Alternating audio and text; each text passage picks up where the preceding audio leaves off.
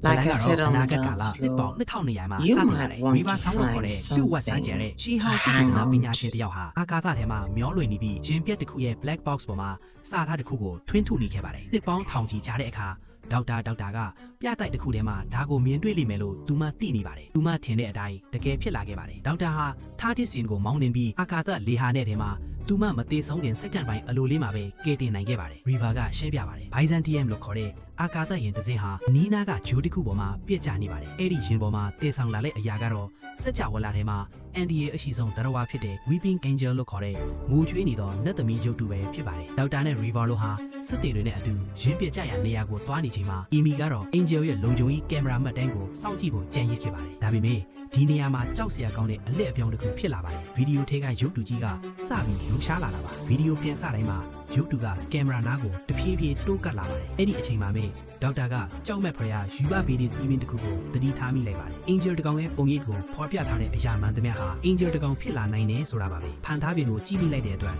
Amy ဟာ Angel ကိုလူလောကထဲရောက်လာခွင့်ပေးလိုက်တယ်လို့ဖြစ်သွားပါတယ်။၎င်းကတကားကိုပိတ်ချလိုက်တယ်။ TV ထဲကနေအပြင်ကိုထွက်လာပါတော့တယ်။ကန်ကောင်းတာက Amy ဟာရုပ်တရက်ပျောက်တန့်ချိန်အတိအကျမှဖန်သားပြင်ကို pause လုပ်လိုက်နိုင်ရဲ့ပြီးသတ္တဝါကြီးကိုပိတ်လှောင်ထားနိုင်လိုက်ပါတယ်။ဒါပေမဲ့အခြေအနေကဆိုးဝါးသွားပါပြီ။ Amy ဟာ Angel ရဲ့မျက်လုံးတွေကိုအကြာကြီးစိုက်ကြည့်မိလိုက်တယ်။သူမရဲ့မျက်လုံးထဲမှာတေးလေဝင်းနေတယ်လို့ခံစားလာတယ်ပြီးတော့ပါစက်ကနေကနန်းတွေကိုအလိုအလျောက်ရေတွက်နေမိပါတယ်ဒေါက်တာသိလိုက်ပါပြီ Angel ကသူမရဲ့စိတ်ထဲမှာပုံရိပ်တစ်ခုကိုထည့်သွင်းလိုက်တာပါသူမကိုအတွင်းပိုင်းကနေကြောက်ရွံ့ဖြစ်အောင်တခေးပြေးပြောင်းလဲပြနေတာဖြစ်ပါတယ်တစ်ချိန်တည်းမှာပဲအဖွဲ့သားတွေဟာပြိုတွက်နေတဲ့ရုပ်တုတွေနဲ့ပြည့်နှက်နေတဲ့ Maze of the Dead လို့ခေါ်တဲ့ရှေးဟောင်းတင်ချိုင်းလွေကူထဲကိုရောက်နေကြပါပြီရင်းပြကြရနေရကိုတွားဖို့ဒီလွင်ကာကိုဖျက်ကျော်ရမှာထိပြီးမိမိတွေကမိန်လာပါတယ်အတွင်းပိုင်းကိုပိုရောက်လေဒေါက်တာကတခုခုမှားရွက်နေကကိုတတိထားမိလေပါပဲဒီနေရာကရုပ်တုတွေမှာဒီဂျိုကမူရင်းတရဝါတွေလိုခေါင်းနှစ်ခုမပါဘူးလူပုံစံတွေဖြစ်နေတာပါဒါတွေကရုပ်တုတွေမဟုတ်နိုင်ဘူးလို့သူသိလိုက်ပါပြီဒီလွင်ကာထဲမှာရှိတဲ့ရုပ်တုအတိုင်းဟာ Weeping Angel တွေဖြစ်နေကြတာပါသူတို့ဟာ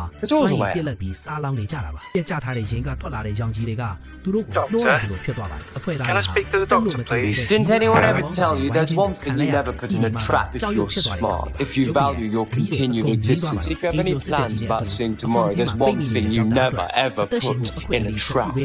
And what would that be, sir? သူကတင်နိုင်မလားပိုင်းနဲ့ကိုဆက်ကြည့်ဖို့နောက်ထပ်ဗီဒီယိုကိုနှိပ်လိုက်ပါ recap တွေကိုကြိုက်တယ်ဆိုရင် like နဲ့ subscribe လုပ်ဖို့မမေ့ပါနဲ့ ဇာတ်လမ်းလေးကိုစိုက်တယ်ဆိုရင် like and share လုပ်ပေးပါနော်နောက်ထပ်ဗီဒီယိုလေးကြည့်ချင်တယ်ဆိုတာcomment မှာရေးပေးနိုင်ပါတယ်ဇာတ်လမ်းကောင်းလေးကိုဘုံလို့ချင်လို့ဆိုရင်တော့အခုဒီ page ကို follow လုပ်ထားလို့မမေ့ပါဘူး